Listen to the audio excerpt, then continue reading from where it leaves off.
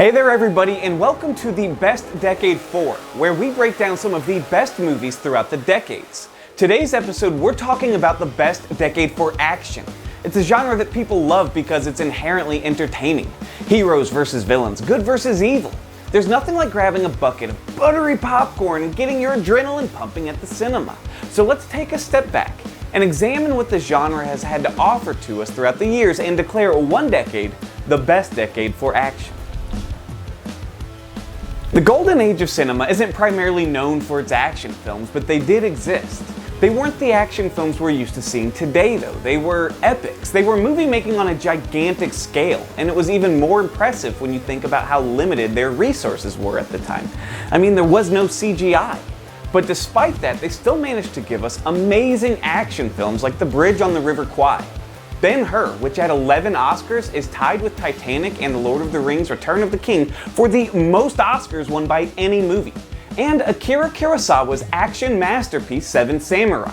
That film was remade years later for American audiences as The Magnificent Seven, but its story of a village tormented by bandits who hire 7 samurais to protect them has been mimicked and copied ever since, even by Pixar's A Bug's Life, which sees a colony of ants hire 7 circus bugs to protect them from the evil grasshopper raiders. When it comes to action, the 60s' most prominent claim to fame is the birth of the James Bond franchise. There were 6 007 films in the 60s. Dr. No, From Russia with Love, Goldfinger, Thunderball, You Only Live Twice, and On Her Majesty's Secret Service. This was the decade for cool and suave leading men like the late great Sean Connery as the first James Bond, Michael Caine in The Italian Job, Paul Newman and Robert Redford in Butch Cassidy and the Sundance Kid, and perhaps the coolest and suavest of them all, Steve McQueen, who starred in The Magnificent Seven, Bullitt, and of course, The Great Escape, the true story war action adventure that followed prisoners escaping from a German POW camp. Scenes of that film were used last year in Quentin Tarantino's Oscar-winning movie Once Upon a Time in Hollywood, where Leonardo DiCaprio portrays a fictional actor who lost out in the leading role to Steve McQueen. The 70s. The decade that launched the action franchises Mad Max and Dirty Harry, 2 of the most iconic gritty cops in the history of film. And gritty is really the best word to describe the majority of action films in the 70s. Films like The Taking of Pelham 123 and John Carpenter's Assault on Precinct 13 took a grounded approach to the violence and action they depicted. It was the time of the anti-hero, the good guys who didn't play by the rules and did what they had to get results. Characters like Popeye Doyle, played by Gene Hackman and William Friedkin's The French Connection. He was the hero, the good guy, but a lot of what we saw him do wasn't heroic. It was an honest look and an honest depiction of a flawed character, and it won Hackman the Oscar. It also had one of the best car chases ever put to film. Seriously, this car chase set the standard, but it's even crazier when you realize that they filmed it in real New York City streets, filled with unsuspecting drivers and pedestrians going about their day. It wasn't exactly safe, or even legal for that matter, but hey, who am I to argue with results like this? And it wasn't all gritty cops in the 70s. We also got 2 martial arts masters delivering some of their best work, with Jackie Chan's Drunken Master and Bruce Lee's Enter the Dragon. 80s action couldn't have been more different than the 70s. It was the birth of the oiled up, muscled out, bigger than life action hero. This is the decade where action superstars like Sylvester Stallone, Jean-Claude Van Damme, and Arnold Schwarzenegger thrived. Stallone gave us First Blood, Cobra, and Over the Top. Van Damme gave us Bloodsport, Kickboxer, and Cyborg. And Schwarzenegger averaged an impressive 1 film per year for the entire decade. Among them, action classics like Commando, The Running Man, Predator, and Terminator. These heroes were unstoppable. They were doing splits and blowing people up, and they usually did it shirtless, because why not? But there's one action film that stands out above the rest in the 80s.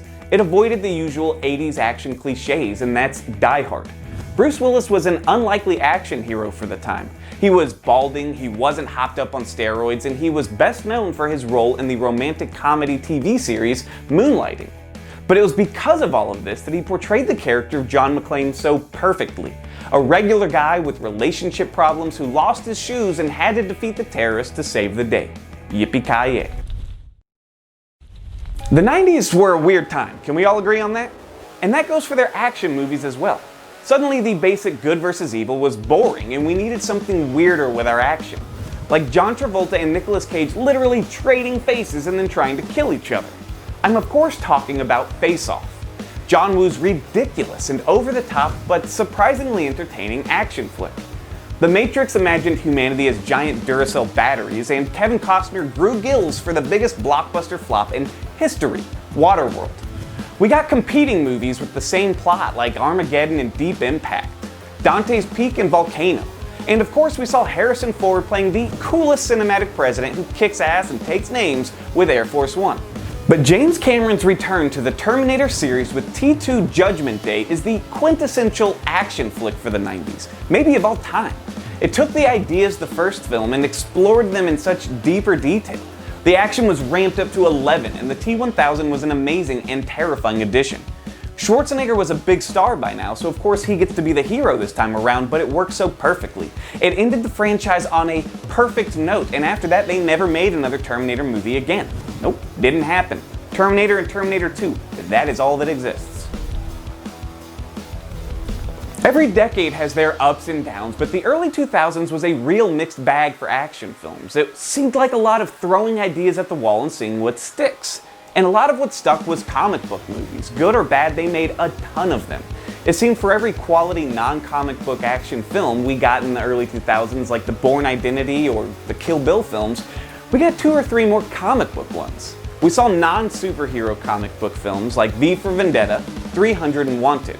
There were comic book creature features like Van Helsing and the League of Extraordinary Gentlemen, and there were a lot of superheroes, including the first X-Men, the first Spider-Man, Batman Begins, and of course the birth of the MCU, the first Iron Man. And those movies were amazing, and they literally changed the course of cinema for the following years. Because of their success, superhero movies now dominate the Cineplex. The 2010s were a time when a lot of established franchises were releasing films that took new tones and went in new directions from their earlier entries.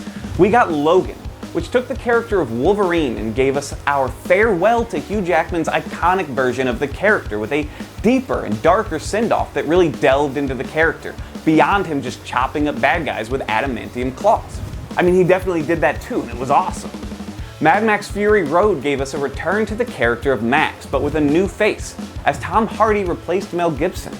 It was an over-the-top, adrenaline-fueled actioner with well-established characters. The supporting cast was great and it had a terrifying villain. Who would have thought that at 70 years old, director George Miller would give us one of the greatest action films of all time? Oh, and if you needed another reason to love George Miller, he also gave us Happy Feet and Babe, Pig in the City. But one of the best running action franchises has to be the Mission Impossible franchise, and that's thanks largely to the last 3 entries, all of which were released in the 2010s. Where the first 3 films had varied wildly in tone and quality, the series really hit its stride with Ghost Protocol. Followed up by Rogue Nation and Fallout, the series has found the perfect blend of espionage, action, and death-defying stunts.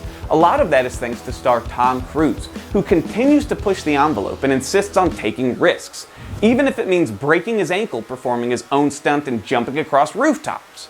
And of course, we couldn't talk action in the 2010s without at least mentioning the return of Keanu Reeves to the action blockbuster with the John Wick series, a series that united both dog lovers and people who like seeing lots and lots of characters get shot in the head. Each decade has its share of classics and duds, and each decade has proven vital to the ever-changing style of the action genre. But the one that has to win this is the 80s. I mean, Schwarzenegger beat his way through the competition, literally. It was the decade of testosterone, explosions, and roundhouse kicks to the face. I rewatched Commando recently, and I think I went through puberty again. It gave us so many classics, and it earned its title for being the best decade for action. Now let me know if you agree. I'm really curious to hear your opinions on this one. And don't forget to like and follow us on Facebook. Also, follow me on Instagram and Twitter at MrMovieGuy86 for updates on all things entertainment. I'm Joshua Ryan. Hasta la vista, baby.